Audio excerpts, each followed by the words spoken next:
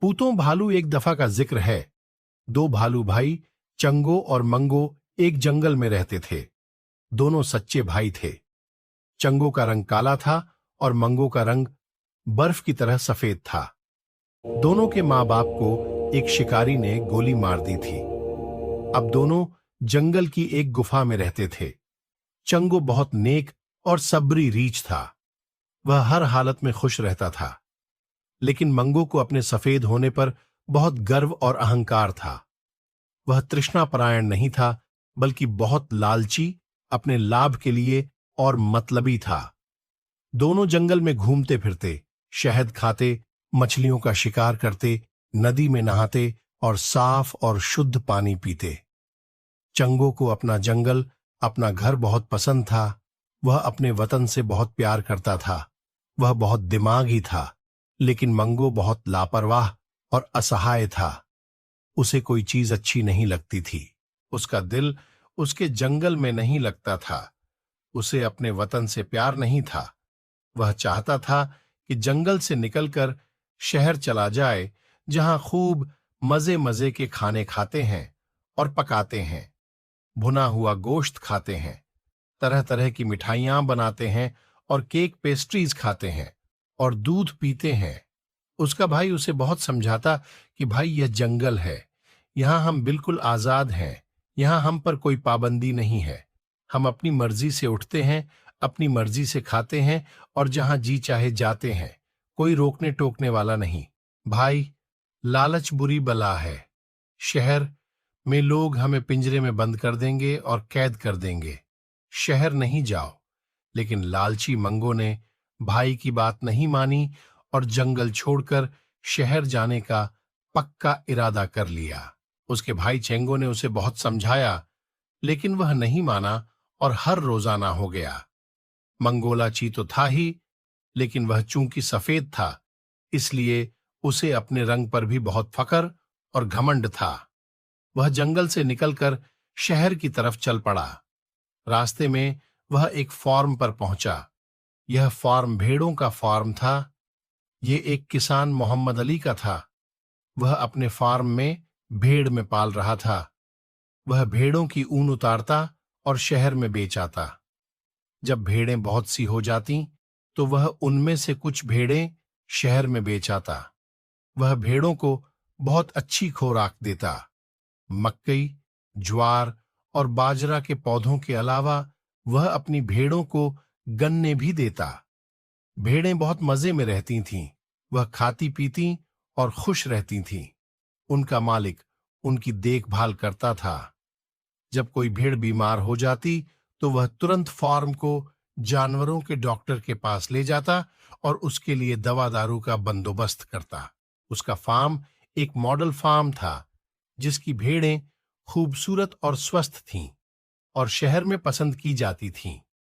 ईद उल अजहा के मौके पर मोहम्मद अली अपने फार्म से स्वस्थ मेंढे मंडी में ले जाता और अच्छे दामों में बेच आता।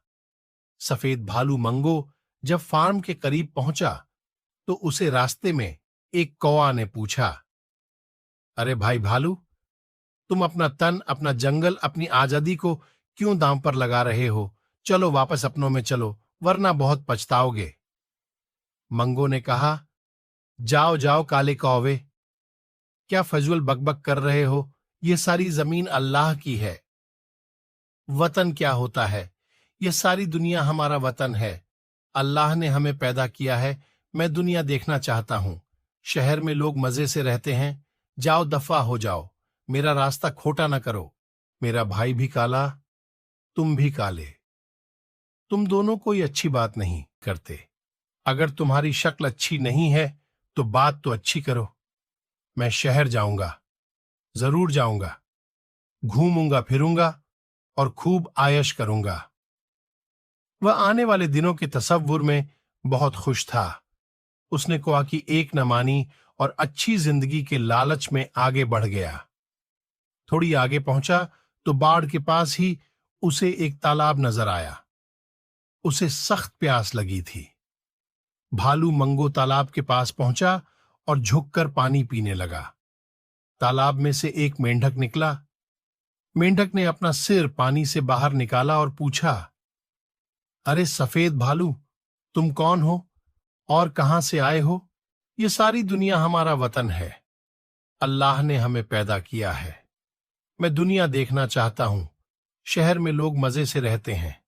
जाओ, दफा हो जाओ। मेरा रास्ता खोटा न करो।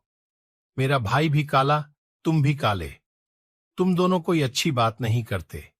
अगर तुम्हारी शक्ल अच्छी नहीं है तो बात तो अच्छी करो। आए हो? सियाह तालाब भेड़ों के पानी पीने के लिए है। भाग जाओ, पानी गंद ना करो। अगर मालिक आ गया तो तुम्हें बहुत मारेगा। भालू ने मुंह चिढ़ाकर कहा, वह कौन होता है मारने वाला? पानी तो अल्लाह ताला आसमान से बरसाता है। वह कौन होता है मुझे टोकने वाला? मैं उसे कच्चा चबा जाऊंगा। इतनी देर में बाड़े में मौजूद एक मुर्गा आ गया। मुर्गा बड़ा लड़ाका था। उसने भालू से अकड़कर कहा, भाग जाओ, यह जगह मेरे मालिक की है। अगर वह आ गया तो तुम्हें मार डालेगा। जल्दी करो। वह देखो, उसके फार्म के रखवाले कहते आ रहे हैं, वे तुम्हें मार डालेंगे। मुर्गा ने कहा, ओह दफा हो जाओ मालिक के पीछे। वह कुत्ते 2 हों, 3 हों या 4, मेरा कुछ नहीं बिगाड़ सकते। मैं उन सबको एक एक करके खत्म कर डालूंगा। जाओ, अपना काम करो, भालू ने कहा। मुर्गे को बहुत गुस्सा आया। उसने ऊंची ऊंची आवाज में बोलना शुरू कर दिया, पकड़ो, पकड़ जाने ना पाए, पकड़ो, पकड़ जाने ना पाए। कुत्तों ने मुर्गे की पुकारनी। वह भौंकते हुए भागे आए। वे 4 थे और सफेद भालू मंगोवा की ओर आ रहे थे, लेकिन वह उसके करीब नहीं आ रहे थे, बस दूर दूर से ही भौंकते जा रहे थे। उसके लगातार भौंकने से बाड़े के मालिक मोहम्मद अली के कान खड़े हुए। उधर भेड़ियां भी सफेद भालू को देखकर परेशान होकर बाड़े में भागी फिर रही थीं और मार रही थीं। मोहम्मद अली ने अपनी लाठी उठाई और बाड़े की ओर भागा। उसने वहां एक सफेद भालू देखा। भालू को देखते ही बाड़े के मालिक ने गांव वालों को पुकारना शुरू कर दिया, कपड़ों पकड़ जाने ना पाए, कुछ आया, कुछ आया। गांव के लोग भागे आए। उन्होंने रेंज को गिरा लिया और डंडों और लाठियों से उसे पीटने लगे। इतने में किसी ने शहर में चिड़ियाघर को फूंक दिया। चिड़ियाघर वाले एक बहुत बड़ा पिंजरा जुलूहे का बना हुआ था। उन्होंने जाल डालकर भालू को पकड़कर उन्होंने पिंजरे में बंद कर दिया और उसे चिड़ियाघर के एक पिंजरे में बंद कर दिया।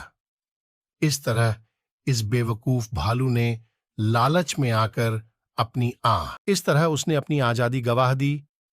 प्यारे बच्चों, जो है उसमें खुश रहना सीखो और लालच मत करो। जिंदगी की असली खूबसूरती उसी में है जो अनमोल अनुभव और अच्छाई से भरी होती है। कभी हार ना मानो, कभी हिम्मत ना हारो, क्योंकि हर मुश्किल का सामना करना ही जिंदगी का एक हिस्सा है। अपने सपनों की उड़ान को मत रोको, उन्हें पूरा करने के लिए मेहनत करो और हौसले बुलंद रखो। यही है असली जीत की राह। हमेशा याद रखो, ताकत और हिम्मत का सिलसिला कभी खत्म नहीं होता। बस हिम्मत से काम लो और अपनी मंजिल की तरफ चलते रहो। प्यारे बच्चों, अगर आपको हमारी कहानी पसंद आती है तो इस चैनल को सब्सक्राइब करें